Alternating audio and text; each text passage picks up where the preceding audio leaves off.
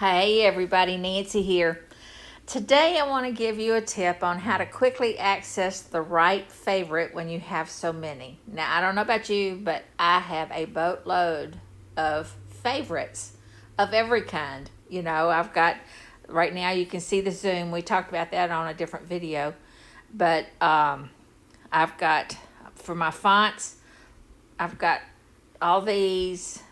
And if you notice it, you have no clue, even though it shows you an example of what it is. But notice that I've got a 22 point, it's the exact same thing if I do here or if I do which one of these I pick. It's the exact same thing, it appears. However, it's not. When you do a save, it actually saves more than just the name of the font and the point size. It also saves different characteristics like the spacing it uses, and if you use a fill, and if you make it center or left justified, it saves that stuff. Not 100%, not everything about it, but enough that it's like, oh yeah, that's worth keeping. But the important part is, if you look at this list down here, you can't tell that there is a difference just by looking at the list. So just today, it's like, oh, I wish I'd known this. I had thought about this, because I know that a lot of times, when I'm doing a selection and I'm trying to tell you guys what I'm doing, I'll do copy and I'll click on the copy and then I'll jump over and do paste as image or whatever. And if you're not following along, it'll be kind of hard for you to tell exactly what I'm hitting if you can't tell whenever it's selected. I'm real bad about doing that because I've gotten so used to using my icons down at the bottom. But today I was thinking I need something that tells me what the stuff is, especially for the font size things. These things, or especially, more especially probably, if I go back here, notice that they have all the ones underneath all of these different icons. Well, what that says to me is there's only one action that will take place. And I explain how you kind of build actions up so that you're almost creating a macro. There's a different video for that. But if you go to the next one, if I click on that big right arrow over to the right, see there's the same thing for copy, but there's a 3 on it. And I think, well, okay, I know that there's more going to happen than just copying because that says 3, but I cannot tell just by looking what exactly that does.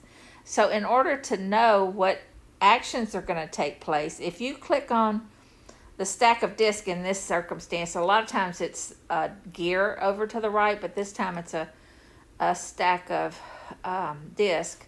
If you click on that, see, it tells me I'm looking at the same icons. The first one's 3, but I named it on purpose what is going to happen if you click on it. If I go to the eye, it's going to copy first, then it's going to paste as image, and then it's going to apply a palette to that image. All those things, if I just click on it, it's going to happen that way. See, if I, let me show you. It's really cool. If you have not done this, making your own little macros, you really should try it. But let me see. Just do cancel because I haven't done anything to change it. And now I'm kind of going down a rabbit trail, but I want to show you what this particular icon does. If I select that little piece of that's a shape, and I click on that icon, well, let me open it up so you can see the top one. Watch what happens. See, it just created a copy of that thing, and then it applied the current, whatever the current color palette is. See these soft tones? If I change that color palette to do that, and I select that thing and do it again, and run that same, I'm going to call it a macro. If I click on that, see, it made it pink and purple. You never really know what's going to happen with that apply palette. You don't know what it's going to choose, but a lot of times if you control it, you have a way of controlling. You have fewer choices, and you can control it. But the point being, if I wanted to do that manually, one at a time, it would take me longer. All right, so that's a little side note. And let's see. So the important part of the video is the fact that if you want to see what each one of the icons does, you just click on the stack or the gear or whatever it happens to be. If I go back to the A, and see, now it's a gear with an A and an A on it. So now I can tell, oh, okay, that's Boss Lady. See, the first two, I on purpose named this one, and what I did, sorry, if I go back, I clicked on the I, and in the middle, down at the bottom, toward the bottom is that name. So I typed in date and then do save. And I did that because I don't know if you've ever paid attention to my videos, but I try to always include the date somewhere on it of today, so that when you're looking at that video, you don't have to guess what date I did it. Sometimes it says, oh, she did it a year ago, but you can tell exactly what date I did it. Now, don't be afraid of my older videos, because there's so much good stuff to be had in those videos. I share a lot of stuff, and I try to delete the obsolete ones. You may run across one or two that aren't obsolete, but you'll be able to tell, if it doesn't work, that's an old one, and let me know. That way I can delete it. But I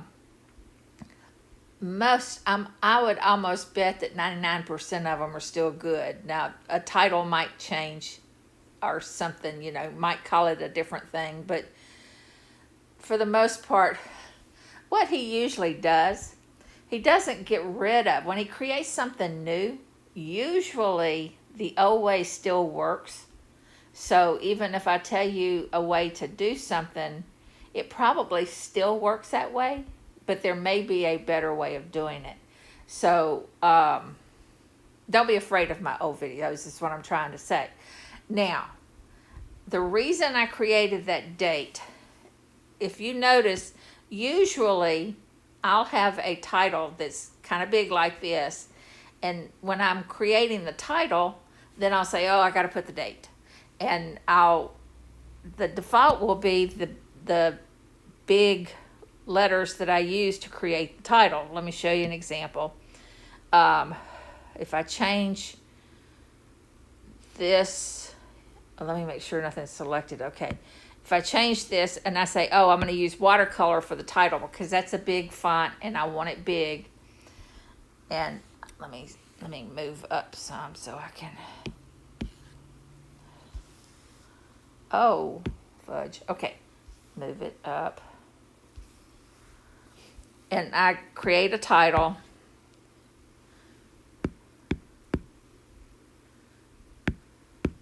Okay. And I've got this title all going, and then I decide, well, heck, I got to also remember to put the date. So I'll draw a date, place to put the date over on the top left, and it's usually about that big. And then I'll come over here at the top left and see, and then I have to go about, well, heck, I got to select all of this and reduce this. And I'm doing a lot of this number just to get the date right. So now, instead of searching and figuring out stuff, what I want to use, select all, I have this already set. I just click on the 22 and I don't have to think about it. And of course that's because I chose the one that was called date. Now if you notice, when I was getting ready for this video to do it, I have this what is this called? A bulletin board background, and it's like, oh, that needs a Post-it note. You know, if I'm going to put a date, I'm going to put it on a Post-it note. And I did that, and I saved that whole little setup as a symbol. If I go to my symbols, once again, I'm going off topic. See, if I click on that, I've got it selected. And now if I tap somewhere on the screen, I tap. See? It's already built. I don't have to do anything but just tap it, and it's going to put the right date on it because I used /DT to create it. And I will be happy to show you how to do that, but I'm going to do it over on the other group because it makes more sense over there, over on the other channel, because a lot of people here are not interested in making the little Post-it notes, you know, and I get that. That's why I created the whole new group.